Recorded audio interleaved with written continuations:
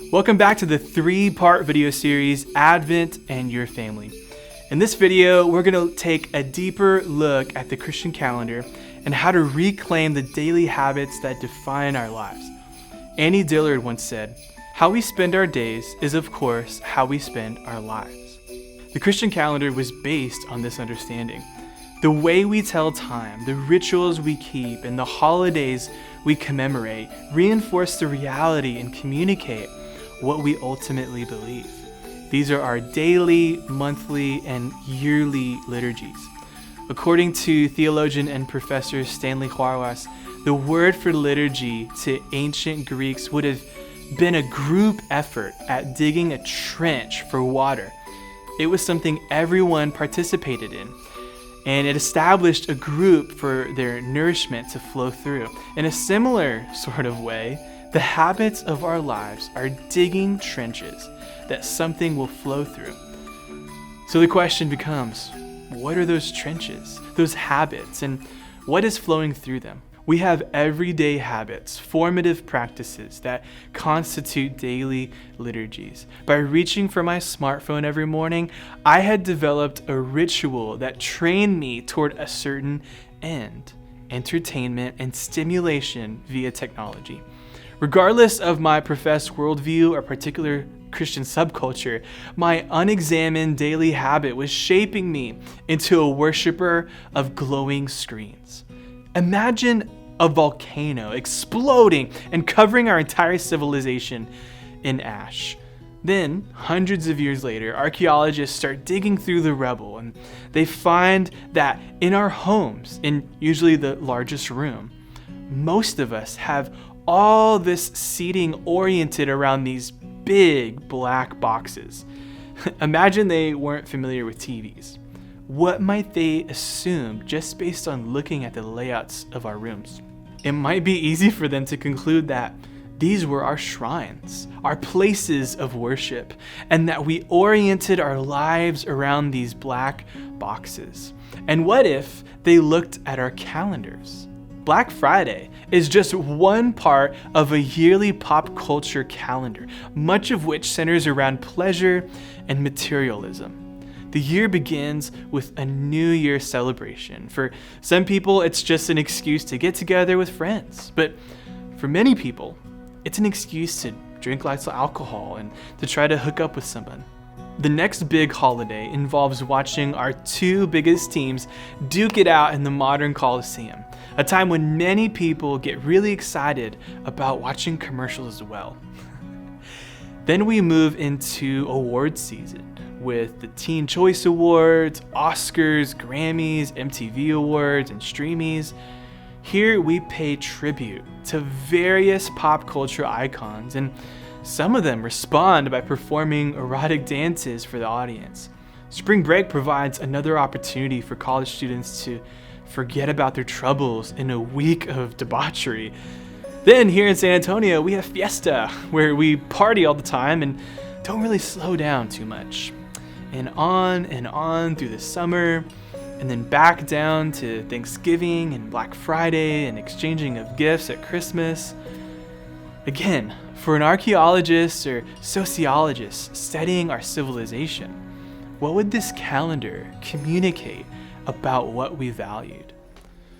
Of course, many families live their lives pretty removed from some of this, but one of the hallmarks of the pop culture calendar is all about moving from high to high to high. The times of schoolwork before and after spring break are often resented. The ordinary days are just something to endure, and we orient our lives around us looking forward to the next thrill. In his book, You Are What You Love, James K.A. Smith points out that we often allow this pattern to determine what we think Christianity has to look like. In our quest to captivate teens' attention and keep things relevant, we've created youth ministry that confuses extroversion with faithfulness and acted like sincerely following Jesus is synonymous with being fired up for Jesus. with being excited for Jesus as if discipleship were synonymous with fostering an exuberant, perky, cheerful, hooray for Jesus disposition, like what we might find in the Glee Club or a pep rally. The temptation is to allow the liturgies of our culture to convince us to define our own faith in terms of emotionally intense and entertaining experiences.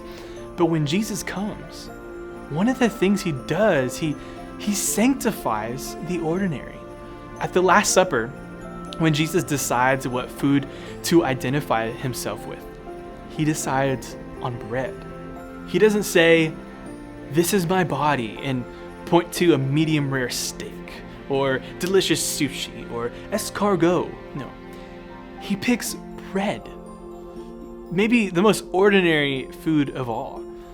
What he was saying was that encountering Jesus does not require an extravagant mountaintop experience.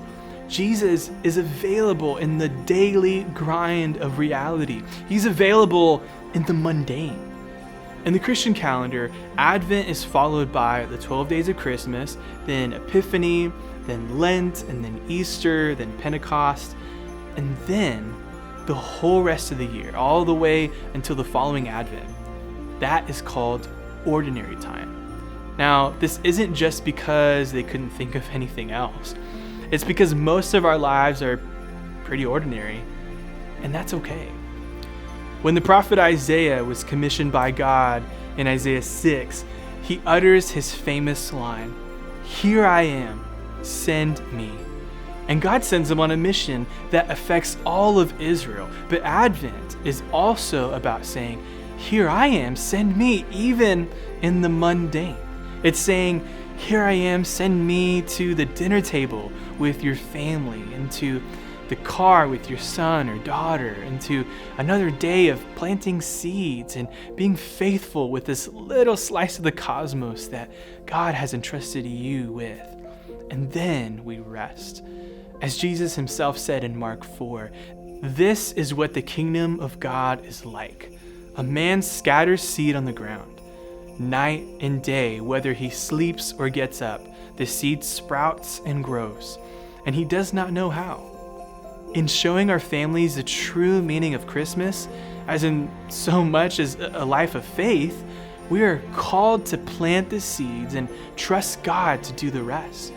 But we know that while many of you really want to be able to do this well, you need help integrating these ideas into practical conversation with your families. That's why we've created Making the Most of Christmas, a 30-day family experience. This 30-day experience will guide you and your family with practical teaching and activities, making this Christmas the best you can make together.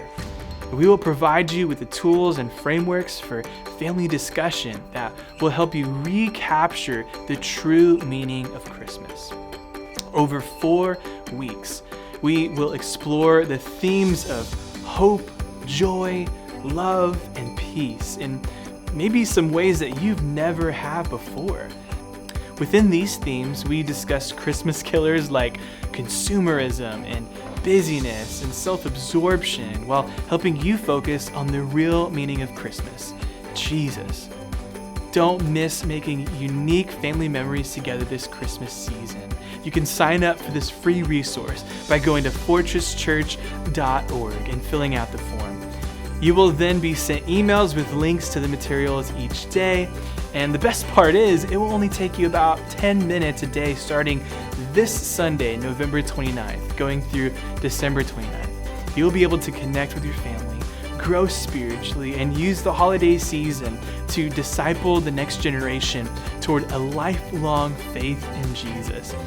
We look forward to joining you on this journey. And with that, we thank you for taking the time to watch these 3 videos. These conversations are hugely important, and the next generation needs you. So go to fortresschurch.org today to sign up for your 30-day family experience.